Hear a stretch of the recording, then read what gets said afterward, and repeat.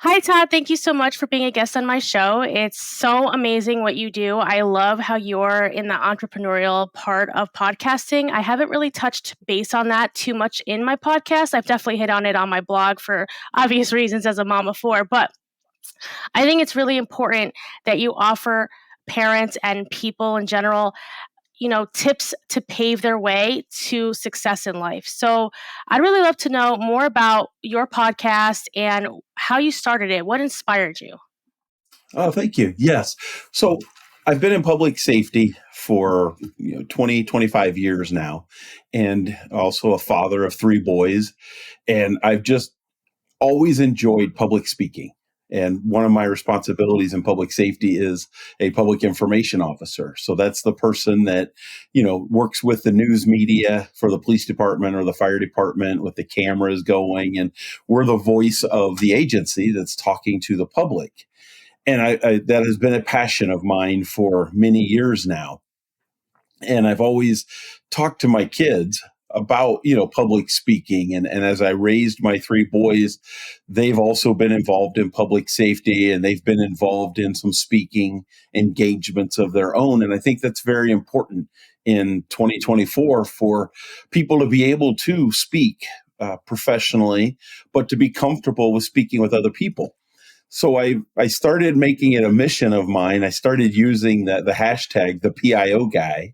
PIO again stands for Public Information Officer, but the PIO guy. And it started out as a training tool just to help peers of mine that are interested in public speaking. And from there, it kind of dove into the whole podcast world and started a business for me that I'm running that is helping other individuals launch their message through podcasting and public speaking as well. You touched on something really important there. Public speaking is an elusive thing for so many people, right? We don't really know how well to do it. We all like sweat crazy, right, when we're trying to do it well. And I know in the beginning, a long time ago, obviously, but I struggled with public speaking, and my daughters are having a hard time with it, and I'm trying to teach them. I have four daughters, by the way, so I resonate with the three sons. Um, it's not so easy, getting into this type of business, podcasting, for example, or, showcasing yourself on video. So how did you grapple with it? Or were you always good at public speaking? I was not always good with it. I have to tell you a story back in the seventh grade. And let me tell you, I just turned 53. So we're talking eons ago. We just graduated from stone tablets back when I was in seventh grade. Let me tell you. And I remember it like it was yesterday. My parents, through school, the Optimist Club was doing public speaking contest. And the teacher sent home a note about it and encouraging the students. And my parents signed me up for it. Whether I wanted to do it or not, I was signed up for it. And I did it seventh grade. And that was the first time I really ever stood up and spoke to people. And I had all these, I say all these, there was probably only 10 or 15 people in the room that were judging and other parents that were there supporting their children. But to me, in the seventh grade, it looked to me like there was hundreds of people out there looking at me and watching. So I didn't win. Obviously, it was my first year ever to do it. But my eighth grade year, I did come back and I won the speech contest at my Wow. school and went on to the regional level. And I lost at the regional level. But and honestly, I don't even remember going on and speaking at any other venue. But I just remember the fact that I practiced and my parents helped me with cue cards. And I stood in front of my restroom or my bathroom mirror for, days on end and had to practice. And my parents, required me to practice so many minutes every day to prepare for it. And I stood up there and ironically, the year that I won, I had two parts of my speech that started off the paragraph very similar. And I interchanged them in the middle of the speech. And I Okay. realized it as I was doing the speech that, oh my gosh, I literally just skipped ahead and missed an entire section.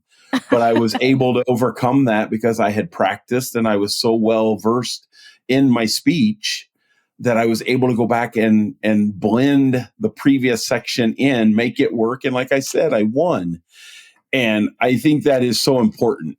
I honestly do. And as I have become an adult, I have given back and actually gone to some of the local Optimist clubs and Really? participated as a judge and giving that back into the community because I do honestly think that's very important for young people today to have that ability. It's I don't think, at least in my area, so I'm in New Jersey, I'm in northern New Jersey, and I have yet to see any of my kids practice public speaking in school. So the fact that when you were in 7th grade you had that type of environment says a lot about the difference in education today. And I sometimes wonder, like, why has certain things skipped the academic generation?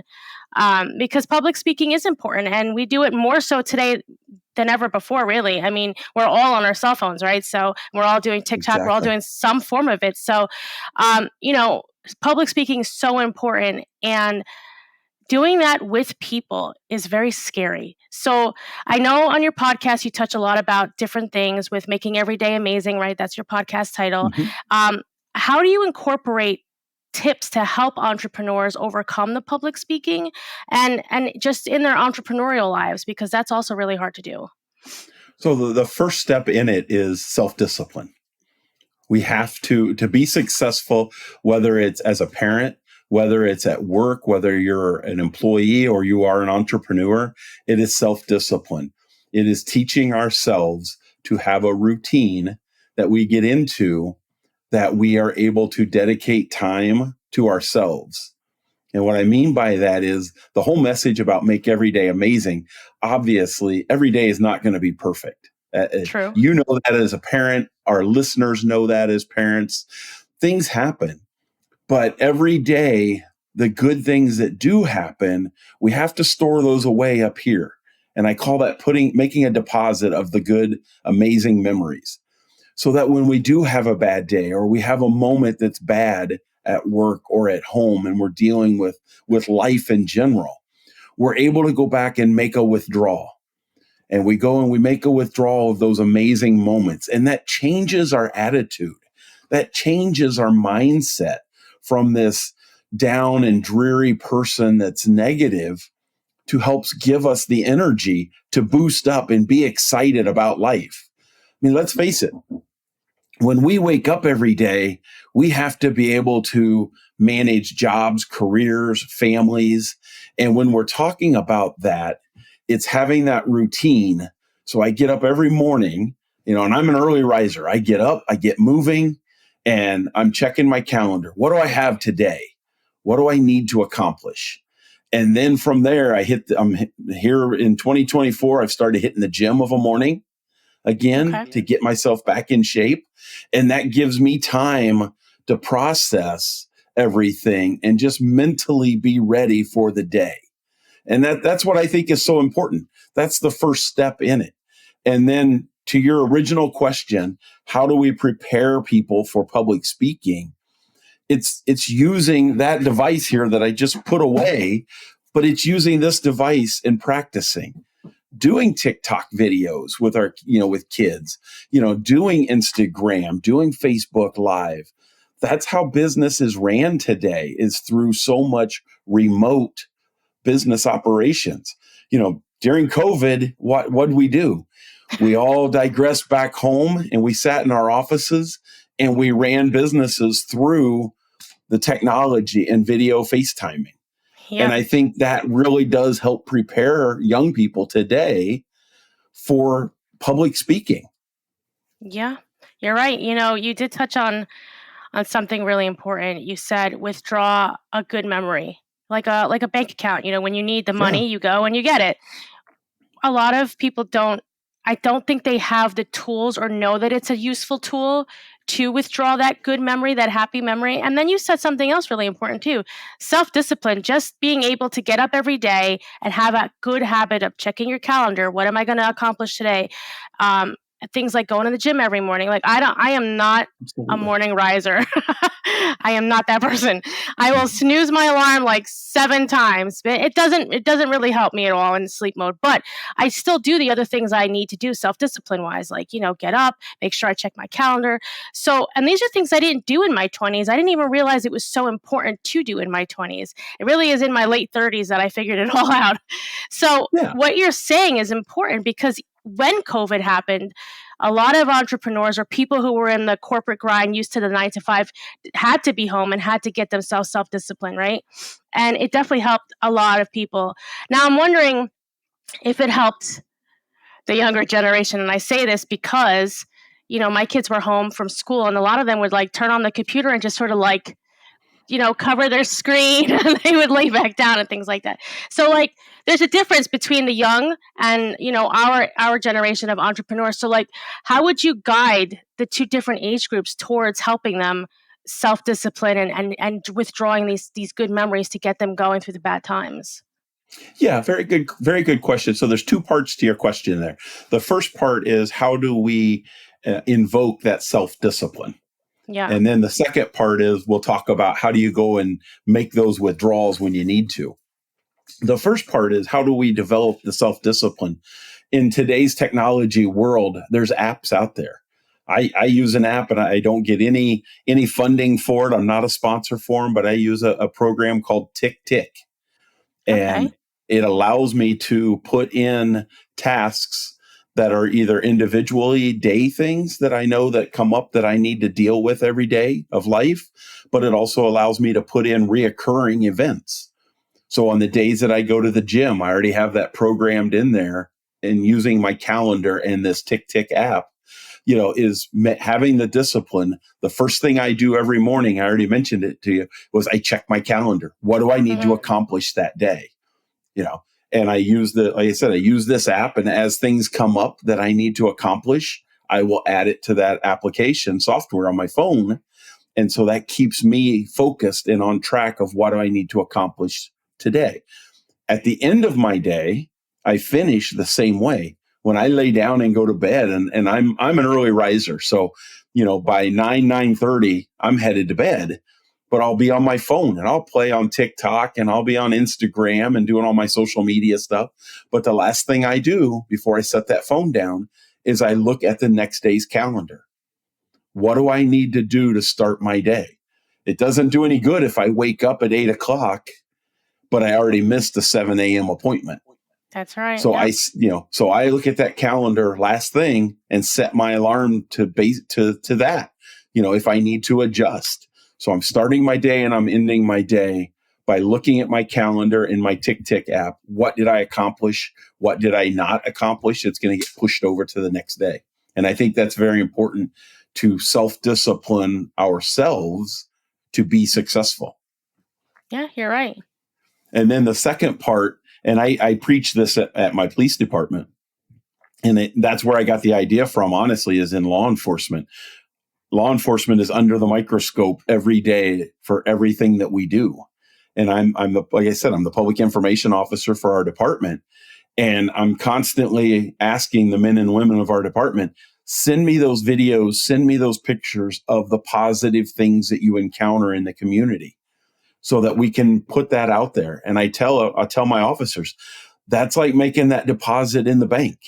Yep. Every day when you're doing things with children and you're playing basketball with them, or you're changing, someone's tire, or you're helping a citizen in our community with car trouble, or whatever we're doing, we're showing the community the good things.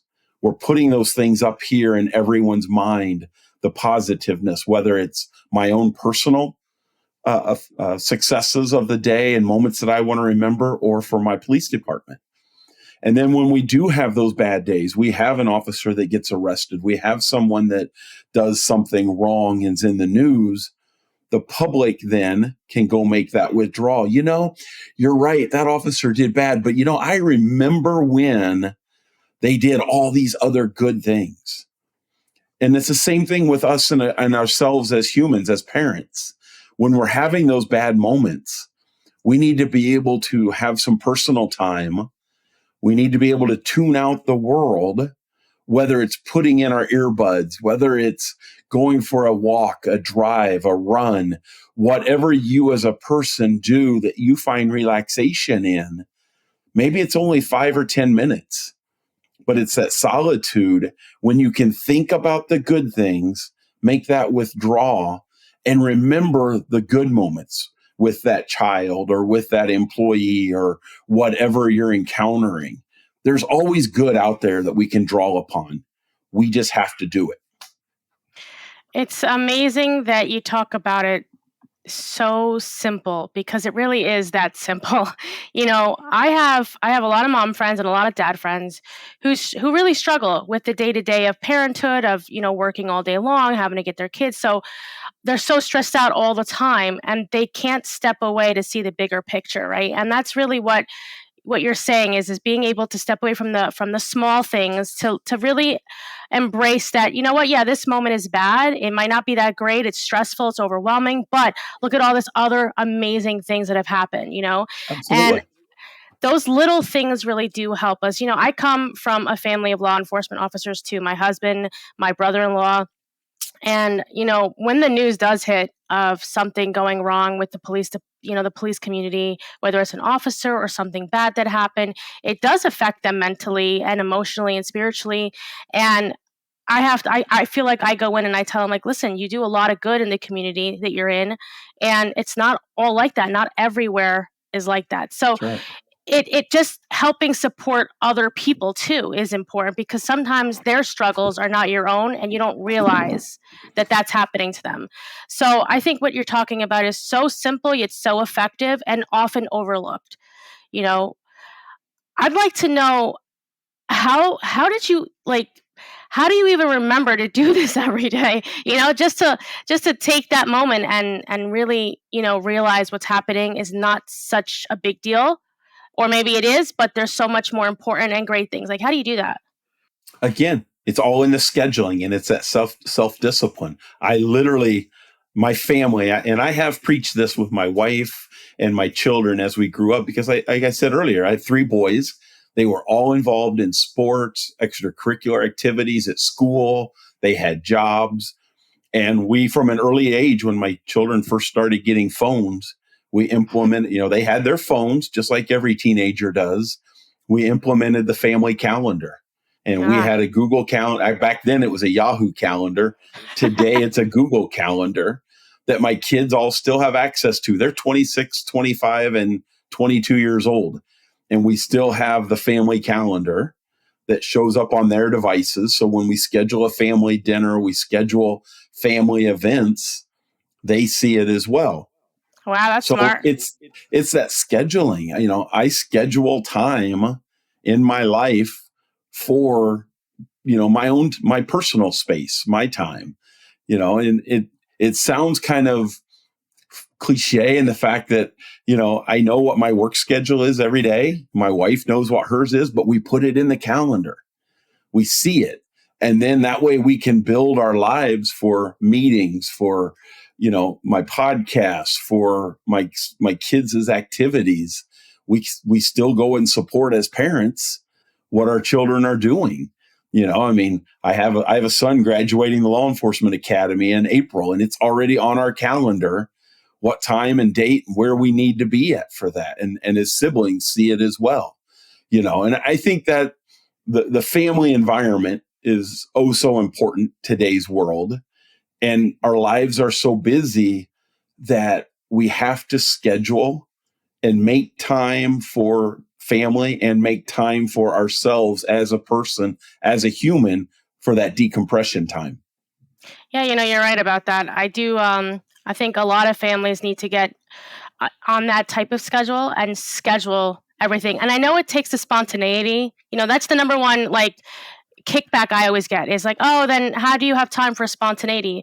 But I sit there and I time block. That's a big thing for me. I Mhm. time block and everything is planned out down to my little self care moments. And I call them self care vacations for myself because it is, even if it's 15 minutes or it's a full day, I make sure I do that for me because I also matter, not just the family, not That's just right. the business, right? But the number one feedback I always get is the spontaneous. So how do you combat that, or how do you get over that roadblock and helping people understand that you can still make time for spontaneity even if you schedule that spontaneity. Absolutely. I mean, if you look on my calendar tonight, I don't have dinner planned out. My last meeting that I have is at 3:30.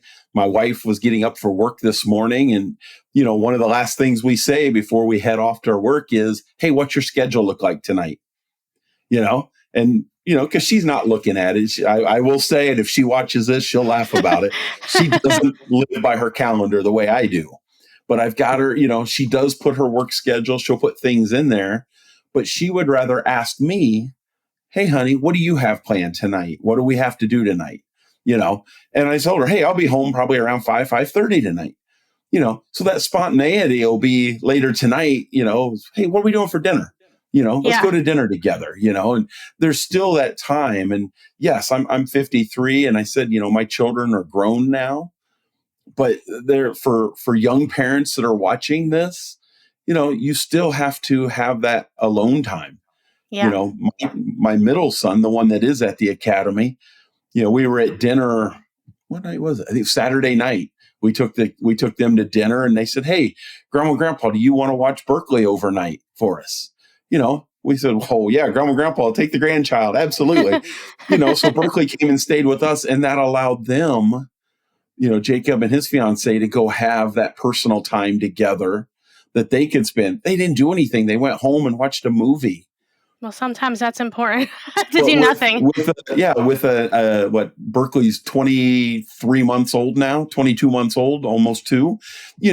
With a 2-year-old, you don't get that time. I No. remember those days, as a parent. And so it's having that network also of friends and family. One of my messages that I talk about on Make Every Day Amazing is who your inner circle of friends are. Ah, Having the right people around you has a lot to do with this part as well.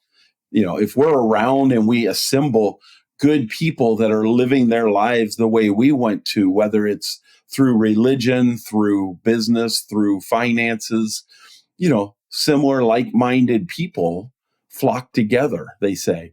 So building the right people in your inner circle so that you do have that inspiration from the Wilsons or from, coworkers or neighbors, people that you're close with, but making sure that that inner circle of people are good people. You do not want to bring in negativity into that inner circle, because that's that's very true. contagious. It Yep, really you're right. is, and when we see that so much, I see it in public safety. I go to lunch with some of the guys once in a while, and you've got that officer or that firefighter that, "Oh yeah, I can't believe they didn't pay me right, and I'm gonna take care. I'm moving on. I'm done with this."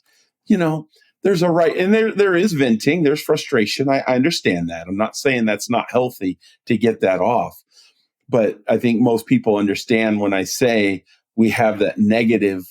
There's negative people in the world that we need to flush ourselves away from, so that we have those amazing moments. We have amazing friends that we can reach out to when we need to have someone maybe babysit, so mom and dad can go have that alone time, or grandparents. And again, I go back to the family element again. Is there family that can help with that? You touched on something. I mean, it's phenomenal that you said it.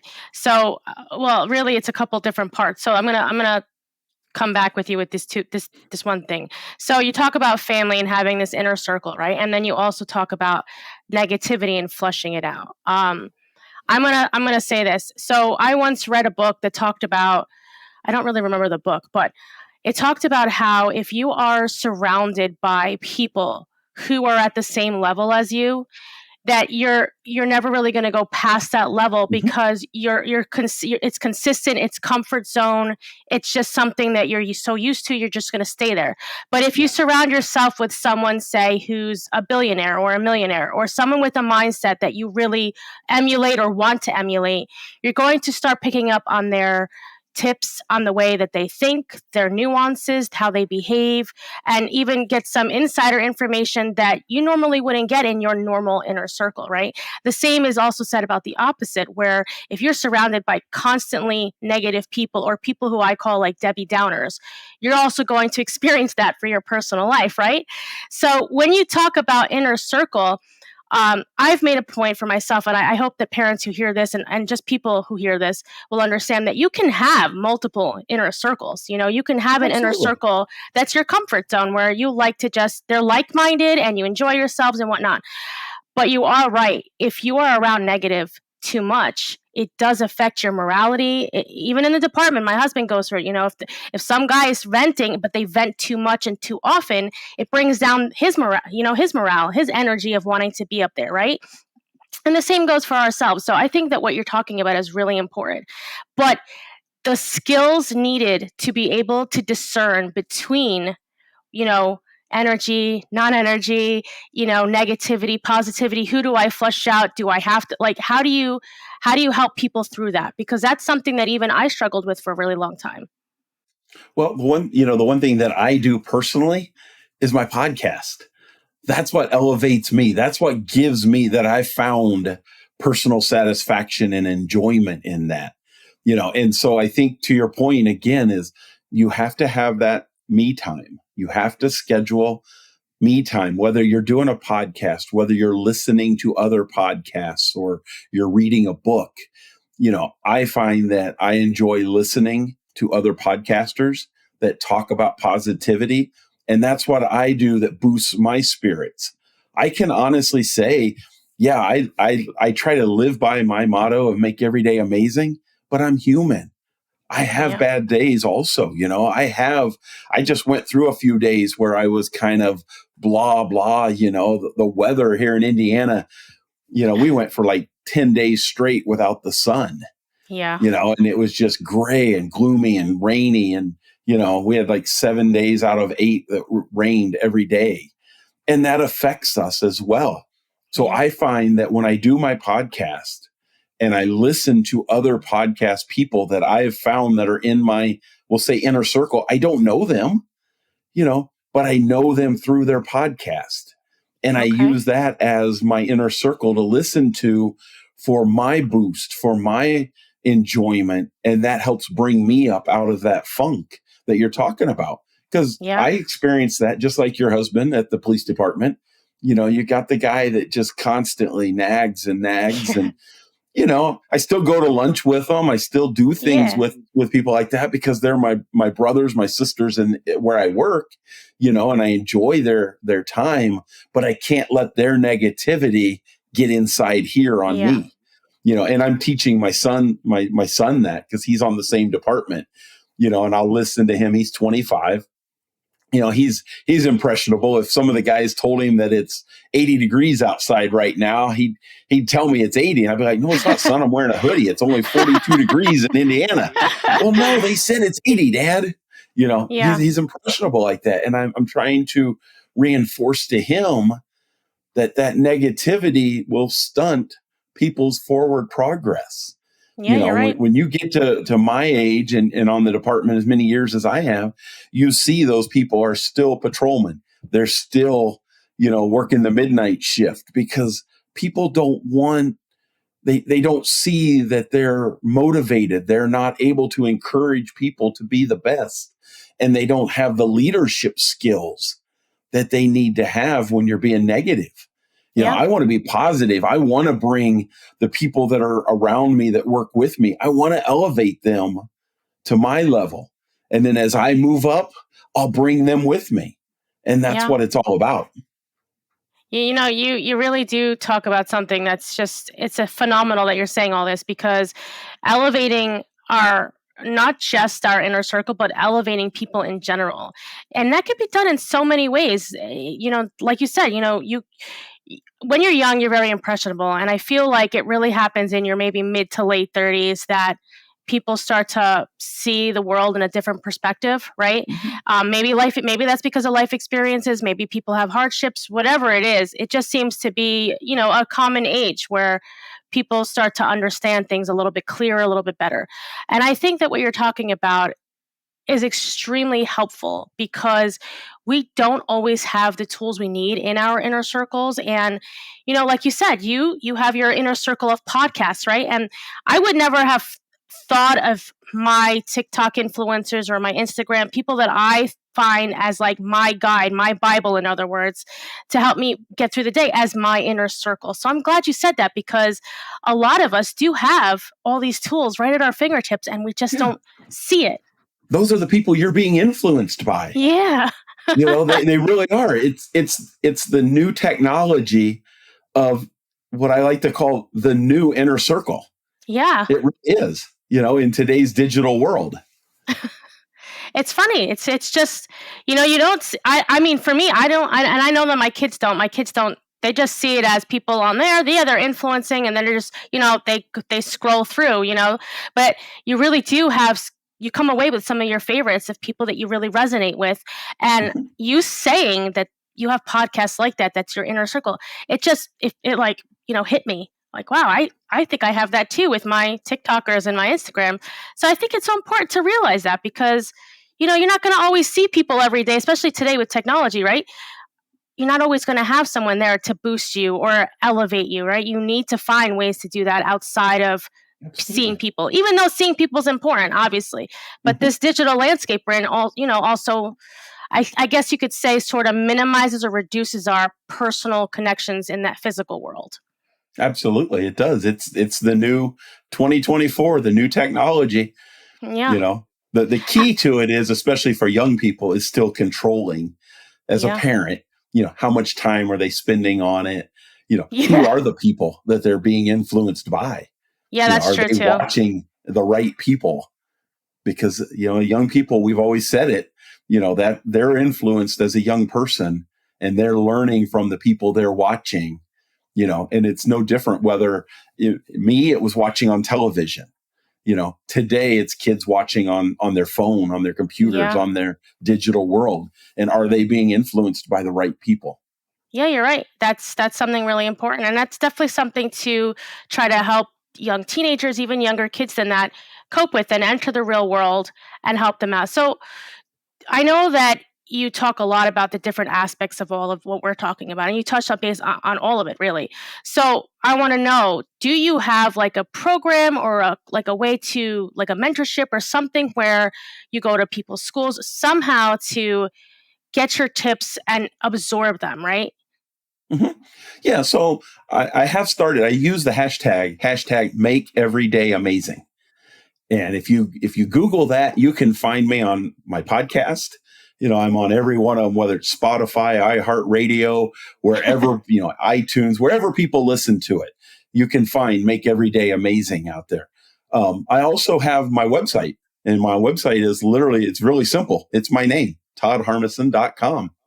And on that website, you can find links to my podcast. You can find all my social media on there. And I think that's really important. As people always say, "Oh my God, I can't believe you put your phone number out there on the web."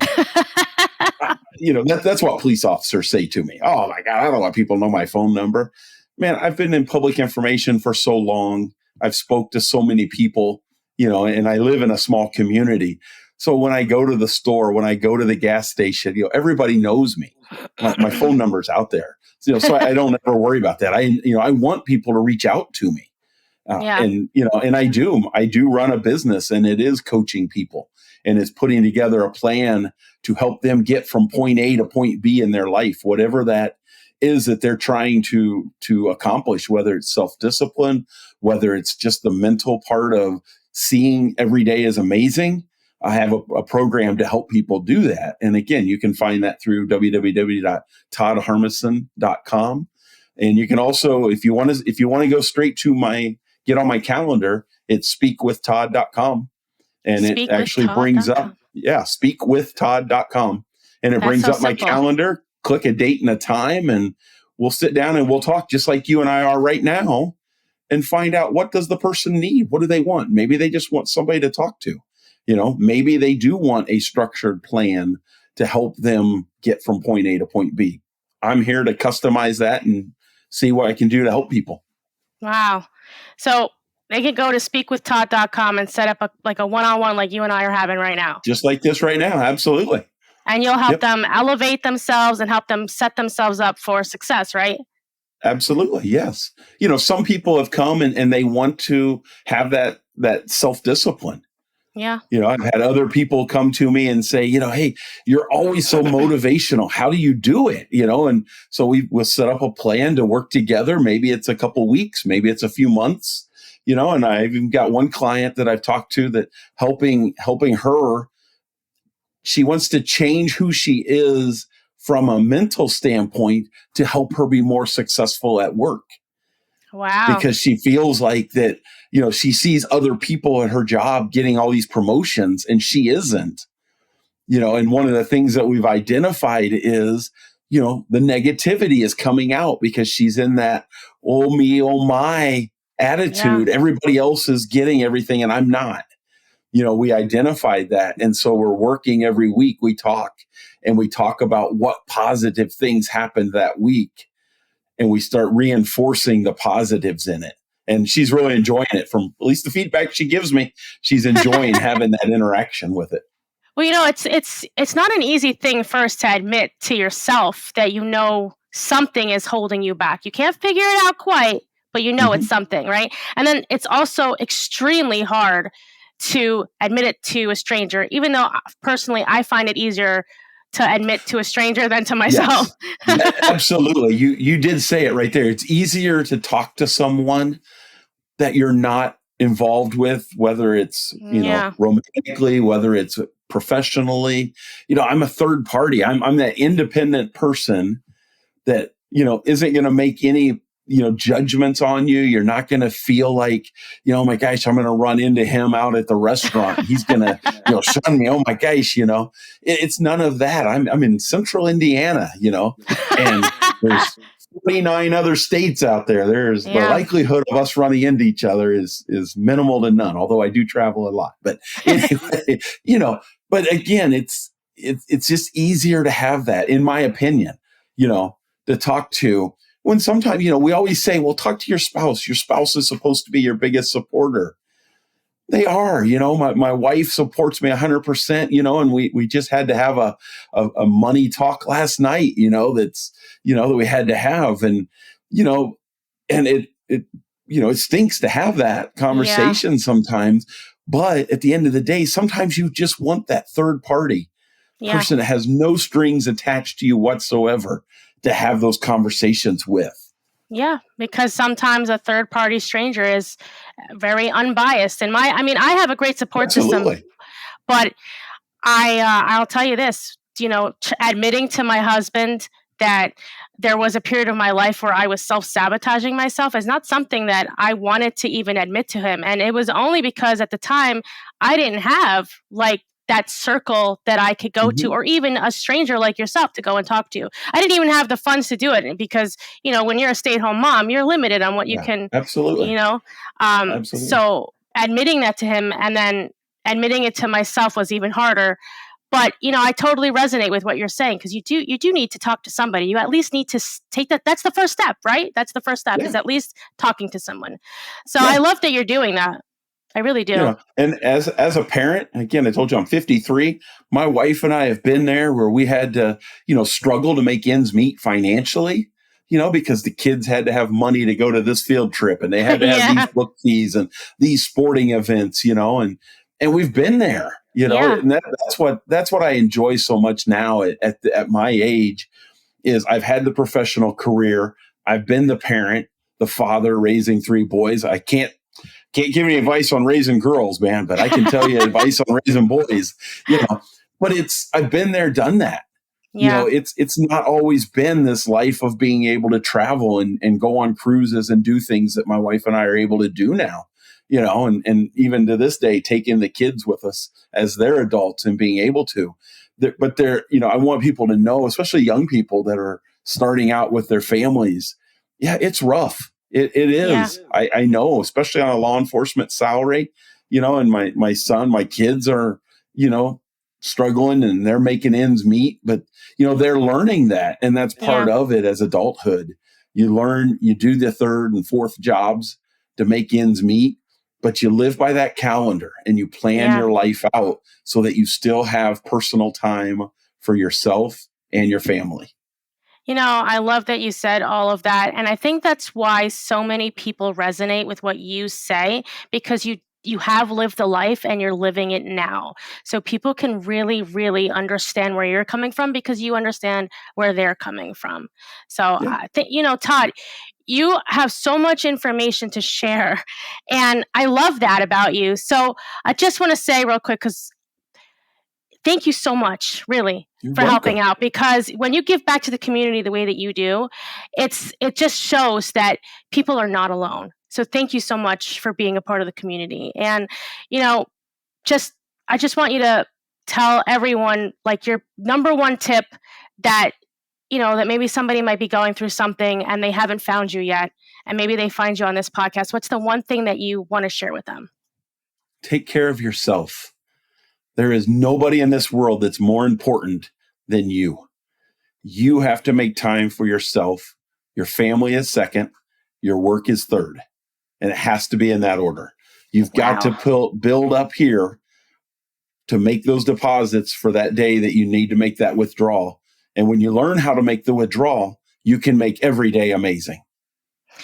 Wow, thank you so much, Todd. That is so amazing that you said that, because as a mom, and I know most moms are going to say this, we always put the family first, always put and ourselves last. So thank you Yeah. so much for saying it that But way let me ask you specifically. this.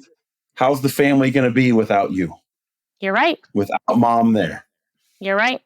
My wife stayed home a little bit, but she was a working mom, and we were blessed. We had parents and grandparents that were close that helped as well. And I know that makes a big difference. But It does. to the moms that are out there, number one, bless you and thank you for being moms.